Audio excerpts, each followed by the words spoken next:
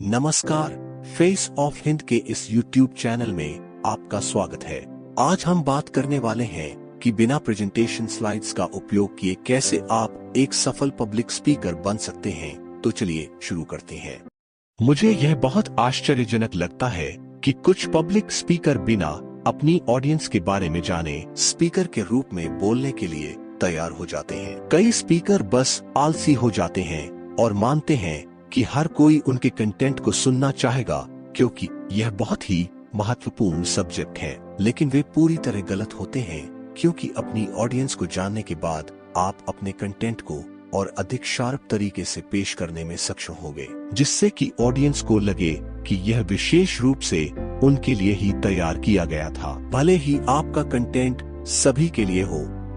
इससे ऑडियंस आपके कंटेंट से जुड़ाव महसूस करेगी और आपको कंटेंट से संबंधित क्षेत्र में प्रभावशाली व्यक्तित्व के रूप में संबोधित करेगी, जबकि स्वाभाविक रूप से आप केवल अपनी जानकारी का उपयोग ऑडियंस से इमोशनली कनेक्ट करने के लिए कर रहे होते हैं। पब्लिक स्पीकर के रूप में बोलते समय प्रोफेशनल लगने का एकमात्र तरीका अभ्यास है। आप इस कौशल को किसी अन्य व्यक्ति से ले नहीं सकते। आप मंच पर माइक्रोफोन में बोलने वाले व्यक्ति हैं, इसलिए आपकी उपस्थिति या तो आकर्षक हो सकती है या औसत दर्जे की।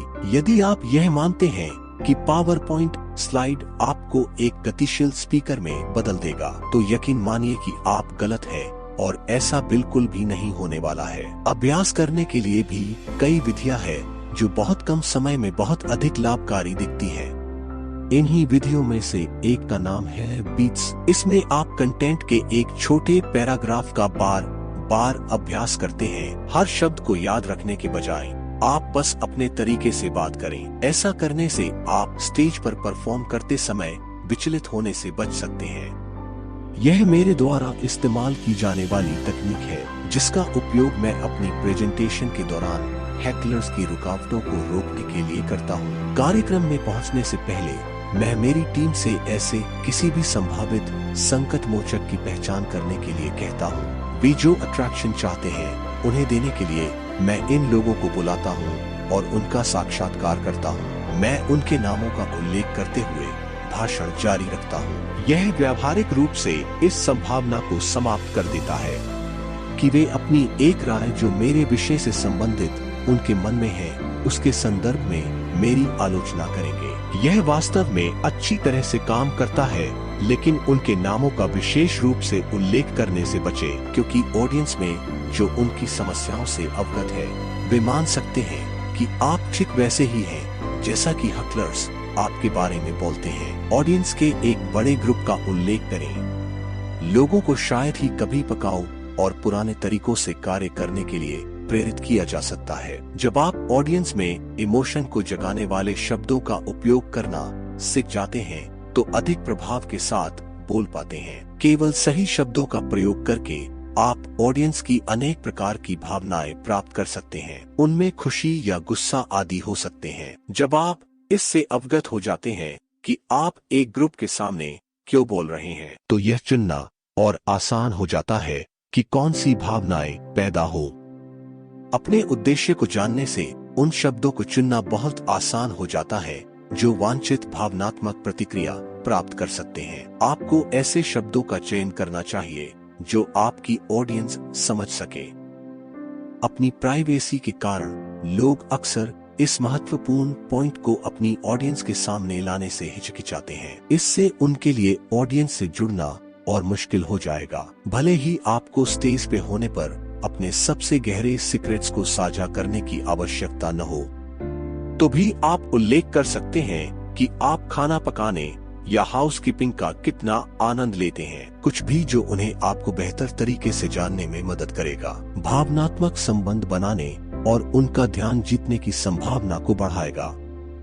एक प्रोप 1000 शब्दों के बराबर हो सकता है। जब कोई विचार किसी वस्तु से संबंधित होता है और उस विषय से भी जिसे आप बताने की कोशिश कर रहे हैं, तो लोग वास्तव में इसे ठीक से समझ पाएंगे। आप बड़े, छोटे या किसी भी प्रकार के प्रॉप्स का उपयोग कर सकते हैं। ध्यान रखें कि ऑडियंस प्रॉप को ठीक से देख सके और इसे हमेशा उस विषय से जोड़ सकते हैं जिसे आप समझाने का प्रयास कर रहे हैं। कभी कभी आप प्रॉप को तब तक छिपा कर रखना चाहेंगे जब तक कि आप इसे प्रेजेंट करने के लिए तैयार न हो, ताकि लोगों को आश्चर्य न हो कि यह क्या है।